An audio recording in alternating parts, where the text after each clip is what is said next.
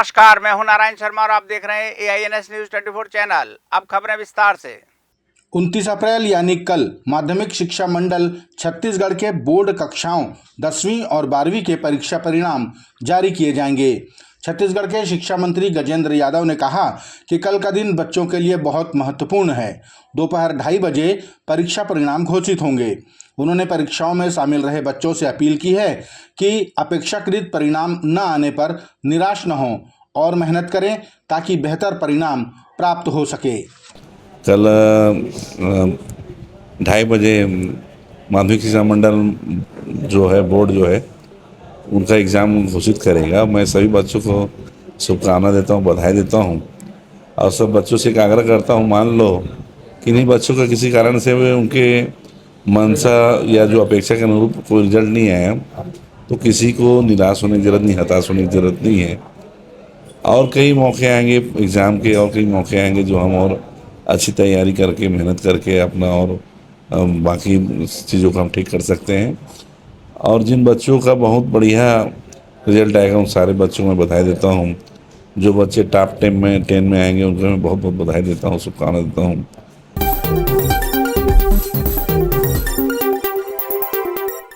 राजधानी रायपुर में अपराधियों और पुलिस के बीच तू डाल डाल मैं पात पात जैसा खेल नजर आ रहा है। लगातार पेट्रोलिंग, चेकिंग और धरपकड़ के बाद भी आपराधिक घटनाएं रुकने का नाम नहीं ले रही हैं। इसी कड़ी में सोमवार को सिविल लाइन थाने के अंतर्गत आने वाले पंचशील नगर के पास जोगी बस्ती में 5 आरोपियों ने एक नाबालिग युवक कुश बाघ को चाकू मारकर फरार हो गए। गंभीर रूप से घायल युवक की अस्पताल पहुंचने से पहले ही मौत हो गई। आक्रोशित लोगों ने थाने पहुंचकर खूब हल्ला मचाया। सेंट्रल जोन के ADCP तारकेश्वर पटेल ने जानकारी दी कि सूचना मिलते ही तुरंत कार्रवाई की गई और सभी आरोपियों को गिरफ्तार कर लिया गया है। और पंचशील नगर के पास जोगी नगर नाम का एक मोहल्ला कहा जाता है, वहाँ पे एक 17 वर्षीय युवक की हत्या हुई है। युवक का नाम काव्य उर्फ कुश है, उसकी हत्या की गई है। इसमें प्रकरण को संज्ञान में लेकर तत्काल थाने की टीम और क्राइम ब्रांच की टीम इसमें आरोपियों की पतासाजी के लिए लगी हुई थी और अभी वर्तमान में सभी जो इसमें शामिल हैं दोषी उनको पुलिस अभिरक्षा में ले लिया गया है और लेने के बाद इसमें विधिवत कार्रवाई की जा रही है। 100 का पंचनामा और PM की कार्रवाई कराई जा रही है। FSL की टीम के द्वारा भी घटनास्थल का निरीक्षण किया गया है और अभी हम इसमें विधिवत कार्रवाई कर रहे हैं। घटना के संबंध में पूछताछ की जा रही है। पूछताछ के बाद ही इस घटना के कारणों के संबंध में विस्तृत जानकारी मिल पाएगी।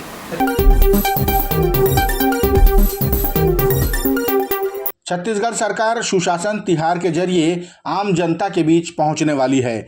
1 मई से 10 जून तक पूरे प्रदेश में समस्या निवारण के शिविर लगाए जाएंगे, जहां किसी भी प्रकार की छोटी या बड़ी सभी समस्याओं के निराकरण का वादा है। सरकार के राजस्व मंत्री टंकराम वर्मा ने कहा कि जनता के बीच तमाम विभाग के अधिकारी कर्मचारी मौजूद रहेंगे और सभी की समस्याएं सुनी जाएंगी। यही है सुशासन तिहार। 1 मई से लेकर के 10 जून तक चलेगा। इसमें सरकार की योजनाएं, उनके क्रियान्वयन, लोगों को उनका लाभ मिल रहा है नहीं मिल रहा है और जो सभी विभाग के वहाँ पे स्टार भी लगेंगे, सब अधिकारी रहेंगे। कुछ मूलभूत समस्याएं हैं जिनका निराकरण वहाँ पे स्थल पे किया जा सकता है, उनका निराकरण भी होगा। तो ये जो सुशासन त्यौहार है 1 मई से जो शुरू होने जा रहा है ये काफ़ी महत्वपूर्ण है, इससे लोगों को इनका लाभ मिलता है। रायपुर पुलिस ने 50 लाख रुपए का गबन करने वाले मुख्य आरोपी समेत 7 लोगों को गिरफ्तार किया है। मुख्य आरोपी कृष्णा साहू ने अपने रिश्तेदारों और साथियों के साथ मिलकर गबन की साजिश रची थी। पेशे से ड्राइवर कृष्णा साहू ने अकाउंटेंट के साथ रकम ले जाते वक्त अकाउंटेंट को पान गुमटी में उतरवा दिया और पैसे और गाड़ी के साथ फरार हो गया। पुलिस ने सभी आरोपियों को गिरफ्तार कर मामला दर्ज कर लिया है।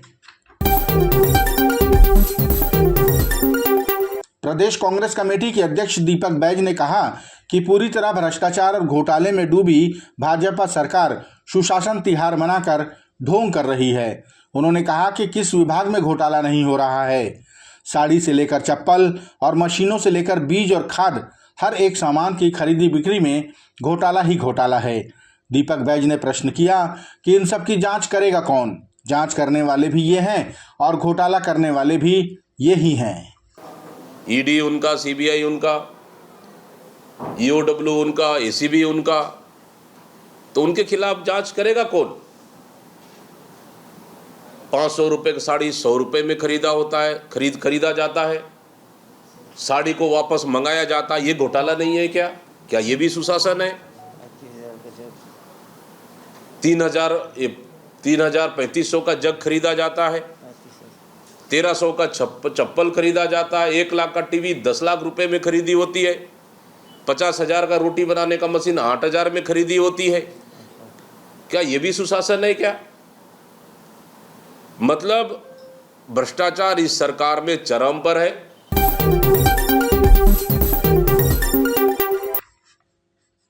छत्तीसगढ़ के मुख्यमंत्री विष्णुदेव साय ने श्रमिकों को घर बैठे रोजगार की जानकारी सहज उपलब्ध कराने के उद्देश्य से ई श्रम साथी ऐप का शुभारंभ किया।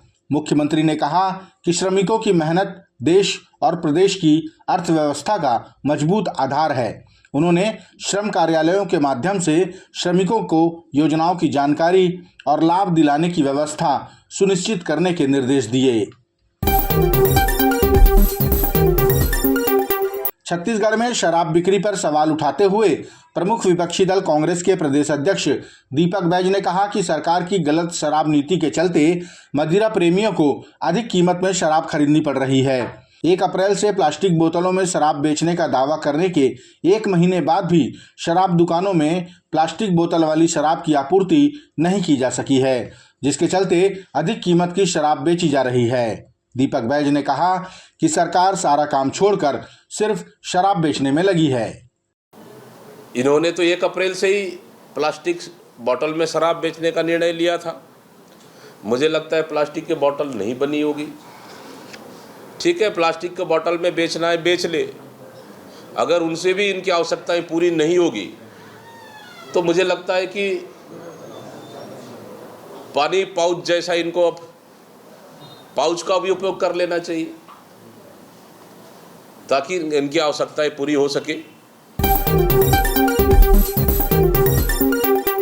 बेमेतरा जिले के जिला अस्पताल प्रशासन पर युवा कांग्रेस ने कई गंभीर आरोप लगाते हुए व्यवस्था में सुधार लाने की मांग की। युवा कांग्रेस के जिला अध्यक्ष प्रांजल तिवारी ने कहा कि सरकार करोड़ों रुपए लगाकर आम जनता के लिए अस्पताल और महंगी महंगी मशीनें लगा रखी हैं, लेकिन सरकारी तनख्वाह लेने वाले डॉक्टर अपनी निजी प्रैक्टिस के चलते मरीजों को गुमराह करके अपने क्लिनिक भेज रहे हैं। बहुत दिनों शिकायतें मिल रही थी।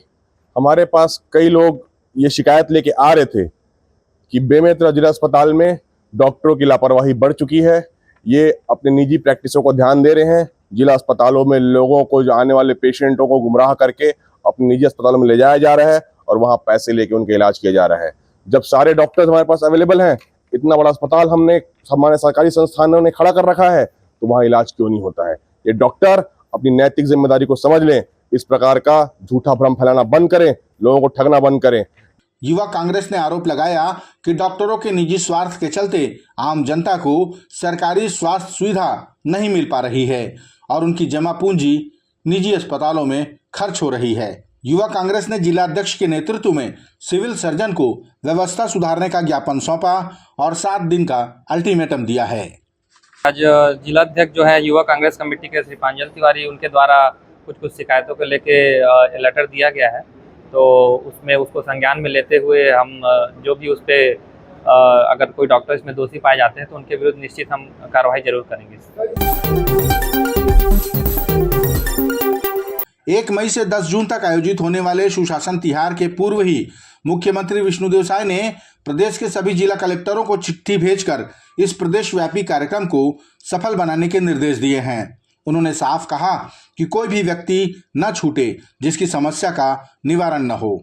बता दें कि इस सुशासन तिहार में सरकार के समस्त विभागों के स्टॉल लगाए जाएंगे, जहां अधिकारी उपस्थित रहकर आम जनता की समस्याएं सुनेंगे। जो भी जो ग्राम स्तर पे और क्लस्टर लेवल पे जो शिविर आयोजित किए जाने हैं उनका हम प्रचार प्रसार वृहद रूप पे किया जाएगा। और मैं समस्त जिले वासियों से निवेदन करती हूँ कि जो भी उन समस्याएं हैं और जो भी मांगे हैं वो अवश्य हम जब शिविर लगे उनके ग्राम स्तर पे तो हमको ज़रूर उसको उस शिविर में पार्टिसिपेट करें और उनकी समस्याओं का हम निराकरण करने का पूर्ण रूप से प्रयास करेंगे। ये थे आज के प्रमुख समाचार। आप देख रहे थे हमारा लोकप्रिय यूट्यूब चैनल AINS न्यूज़ 24। अब हमें इजाज़त दीजिए, कल तक रोजाना की ताज़ा खबरों के लिए आप देखते रहिए हमारा लोकप्रिय यूट्यूब चैनल। हमारे यूट्यूब चैनल को लाइक, सब्सक्राइब और बेल आइकॉन का बटन दबाना ना भूलें। नमस्कार।